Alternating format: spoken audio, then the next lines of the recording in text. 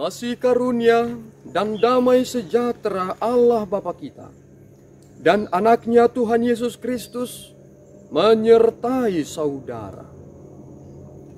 Amin. Shalom, saudara-saudari yang terkasih di dalam nama Tuhan Yesus Kristus.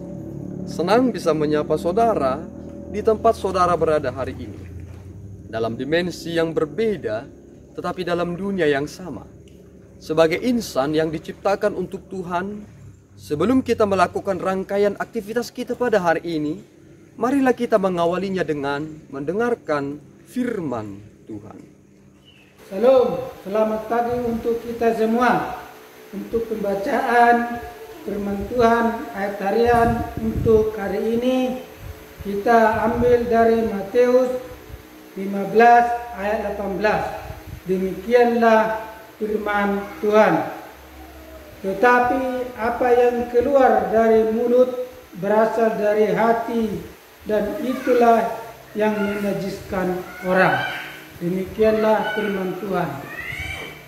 Saudara-saudari yang terkasih di dalam nama Tuhan Yesus Kristus, kita memiliki adat istiadat masing-masing dengan kebudayaan kita, beraneka ragam suku di Indonesia dengan kebudayaan mereka masing-masing.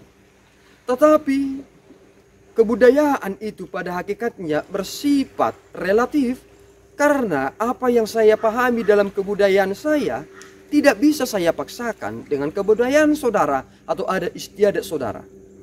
Sehingga tatkala ketika seseorang melihat kebiasaan hidup seseorang, mereka membandingkan dengan kebiasaan hidup mereka. Yang satu merasa yang mereka lakukan adalah sesuatu yang baik dan benar, yang satu lagi merasa bahwa yang mereka lakukan adalah yang baik dan sopan. Dan segala sesuatu itu ketika diadukan secara argumentatif tidak akan melahirkan sebuah nilai yang absolut, karena kita melahirkan itu sesuai dengan kebiasaan kita masing-masing. Tetapi jika kebiasaan itu, adat istiadat itu dipaksakan sebagai konsep keberimanan seseorang, maka yang terlahir adalah sesuatu yang bersifat kontradiktif. Inilah yang Yesus sedang jelaskan kepada kita, bahwa ternyata sering sekali kita hidup mengadopsi pikiran-pikiran orang Gerika, dan ternyata itu terjadi dalam hidup kita, yang terkadang kita tidak bisa menjelaskannya secara sederhana. Rencana diawali dengan hati. Hati sering sekali dikendalikan emosi, dan emosi dikendalikan oleh rasio. Seolah-olah rasio memiliki posisi yang netral, tetapi pada hakikatnya rasio seseorang tidak akan dapat menentukan apa yang baik dan benar jika berdiri dalam hakikatnya sendiri. Pengertian inilah yang Yesus sedang sampaikan kepada kita, bahwa ternyata sesuatu yang terucap dari mulut berasal dari satu sumber, yaitu hati. Jika di dalam hati kita terdapat banyak hal yang tidak benar, sering sekali itu terucap tanpa kita sadari dari mulut kita. Tatkala ada orang yang berkata kotor, ternyata itu bersumber dari hati mereka. Karena seperti mata air yang mengeluarkan air, begitulah hati seseorang. Dan rencana tadi banyak keluar dari hati. Dan yang menajiskan seseorang yang keluar dari mulutnya bukan sesuatu yang masuk ke dalam tubuh, yaitu makanan dan minuman. Ini menjadi penting saudara, karena kita sering sekali tidak menjaga mulut kita. Walaupun sudah banyak ungkapan-ungkapan yang mengatakan mulutmu adalah harimaumu, tetapi kita sepertinya acuh tak acuh dengan konsep tersebut. Meskipun orang Batak memiliki peribahasa tentang hal itu, tentang membuat keputusan melalui ucapan, jolon inilah bibir, asa nidokon hata. Tetapi kebanyakan juga orang, walaupun mereka sudah orang Kristen, tetapi tidak bisa menjaga mulut mereka. Jika saudara membaca kitab Yakobus, ternyata kebanyakan kita ibadah menjadi batal karena ucapan kita. Ini menjadi penting. Karena dari mulutlah kita berdoa, dan dari mulut jugalah muncul kutukan.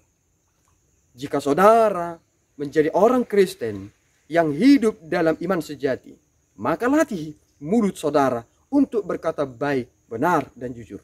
Dan selalulah biasakan diri saudara untuk menerima hal-hal yang baik lewat firman Tuhan, sehingga hati saudara yang menjadi sumber utama itu digerakkan oleh kebenaran. Jangan mementingkan rasio yang seolah-olah bersifat netral. Keputusan itu ada dalam hati saudara. Jika hati saudara dipenuhi dengan kebimbangan, dipenuhi dengan tipu muslihat, maka hidup saudara akan carut marut. Tetapi jika firman itu sudah hidup dalam hati saudara, dan saudara mengizinkan hati saudara bagaikan tanah yang baik, maka ucapan kita juga akan mengeluarkan sesuatu yang baik didengar, yang benar. Tuhan memberikan kita kebijaksanaan untuk segala sesuatunya, sehingga izinkan firman itu masuk dalam hati saudara, dan lihatlah bagaimana saudara terberkati ketika saudara bertutur kata. Tuhan Yesus memberkati kita berdoa. Ya Allah Tuhan kami bersyukur atas anugerah-Mu yang memelihara hidup kami. Tuhan, izinkanlah firman-Mu itu hidup dengan berakar, bertumbuh dan berbuah dalam diri kami, sehingga ucapan kami mencerminkan sebagaimana kami mengimani anak-Mu Tuhan Yesus yang mati bagi kami. Jangan izinkan kami Tuhan mengeluarkan ucapan yang menajiskan diri kami, tetapi izinkan ucapan kami menjadi ucapan yang memberkati sesama kami, dengan mengeluarkan ucapan yang sesuai dengan kehendak Bapa.